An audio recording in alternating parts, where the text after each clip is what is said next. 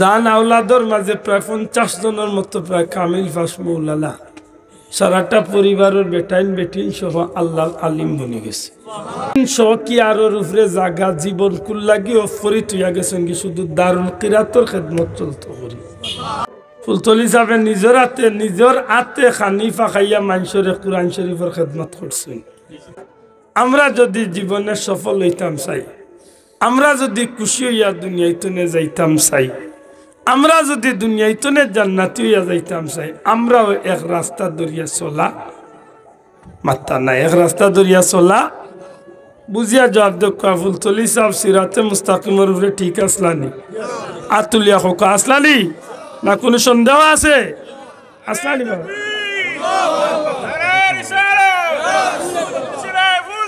মাল্লা করে চিন্তা করেন জানো যে ফুলতলি সাহেব খোকা বা হকানি অলি আল্লাহ হল যত দলের আলিম উলামা অলি আল্লাহ হল আছে এরা হকর উপরে আসলানি না আসলা না?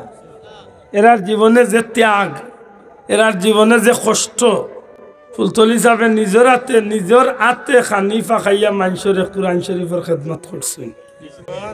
300 কি আরোর উপরে জাগা জীবন কুল লাগিও ফরি তুইয়া গেছেন কি শুধু দারুল কিরাতর খেদমত চলতে করি। আমার লাগানে বেটা যদি জিকে 100 টাকা জীবনে আল্লাহর নামে দিতে পারছি না মাতই না। 300 কি আরোর উপরে জাগা সুবহানাল্লাহ হয় না।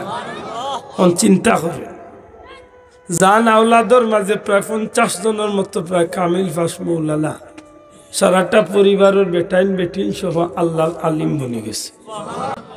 দেশে বিদেশে যে খিদমত আল্লাহর ওলি চালাই গেছে আশা করি হক এন হকর উপরে আসলানি এন মাজার মনে হয় গানও নয়, মনে ডুলু লয় গাঞ্জা সেজদা বন্ডামি আল্লাহর দই খুব সতর্ক। আমরা সিরাতে মুস্তাকিমের উপরে থাকতাম চাই আল্লাহ যেন আমরা রাখুন হুকা আমি কম খাইমু পিওর খাইমু, কম খাইমু নির্বেজাল খাইমু বাবা আমার খানি কম বাল্লা জিনিস খাই মাতই না। আমি বেশি এবাদতি করতে পারতাম না, যাও করবো তুমি নির্বেজাল শিরিক মুক্ত বেদাত মুক্ত যেটা খামে আমার আল্লাহ আল্লাহ রসুল কুশন ঠিক না।